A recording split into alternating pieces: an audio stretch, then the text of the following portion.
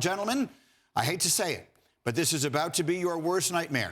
Because the topic on the table for Stephen A. Smith is the performance of the New York Knickerbockers. Stephen A., how much noise can this team make? How much noise? How much noise? Let me tell you something right now, ladies and gentlemen. Spike Lee, you listening? Orange and blue skies, baby. Orange and blue skies. Let me tell y'all something right now. The New York Knicks, winners of 7 straight, 9 of their last 10 games, solidly in possession of the 5th seed because we knew the Brooklyn Nets was going to fade the second KD and Kyrie departed from the borough, okay? The bottom line is it comes down to this. It's the New York Knicks and the Cleveland Cavaliers. We look at the New York Knicks, Tom Thibodeau, Coach of the Year candidate. Not ahead of Mike Brown, but still a Coach of the Year candidate. Julius Randle hasn't missed a single game this year.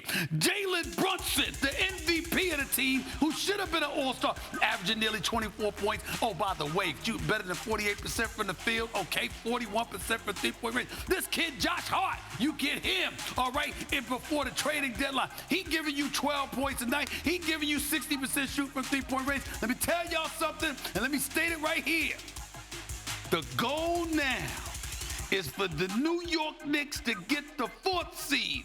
You're only a game and a half back.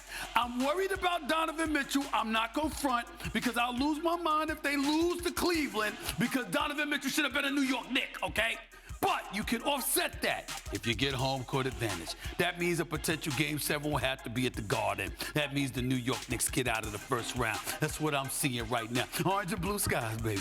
Orange and blue skies. I thought he was comparatively restrained there, Jalen. Your thoughts? I love to see my friends happy, and I love to see my friend rich. And Stephen A. is both today. And it makes me very happy. However, 95% of what he said was actual noise. He didn't say the kind of noise the Knicks would make.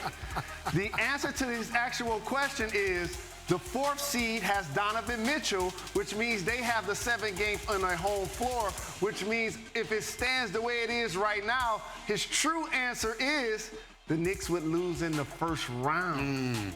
That was his actual answer. Did I hear that different? No, I mean, that is the correct answer. But the reality, Michael Wilbon, is that if you look at the Knicks' not-so-recent history, this is certainly a step in the right direction. What do you have to say this morning, Mr. Wilbon?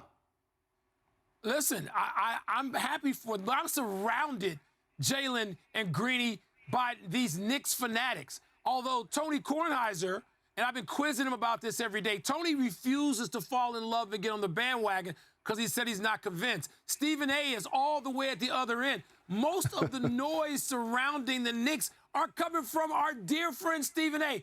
Stephen A., I am so happy for you. My team, the Bulls, can't get anywhere near making any noise, so I am happy for you. They are led by a Chicago kid, Jalen Brunson, so you know I'm not rooting against that. But, Stephen A., it would be a successful season if they could win a round.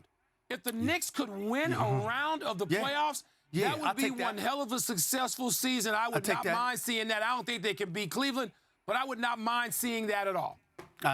Winning a playoff round is something they do these days roughly once every other decade, so that doesn't sound like such a bad place for it to go. Sorry, Stephen A., but the truth is the truth. In the meantime, there is one story very much worth watching in the NBA right now, and we have the right man to be watching it. Our senior insider, Adrian Wojnarowski, of course, is with us. Woj could be an impactful player on the verge of finding a new team. What's the latest?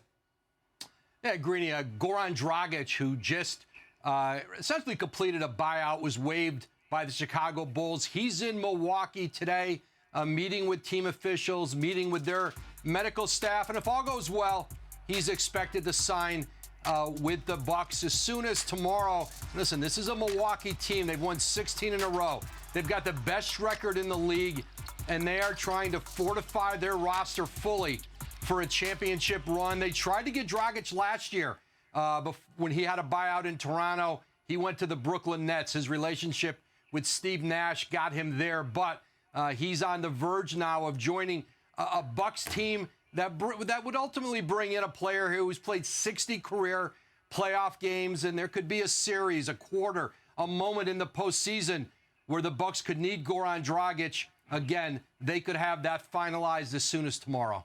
Now, they're also trying to hold off Boston in that battle for the top of the East.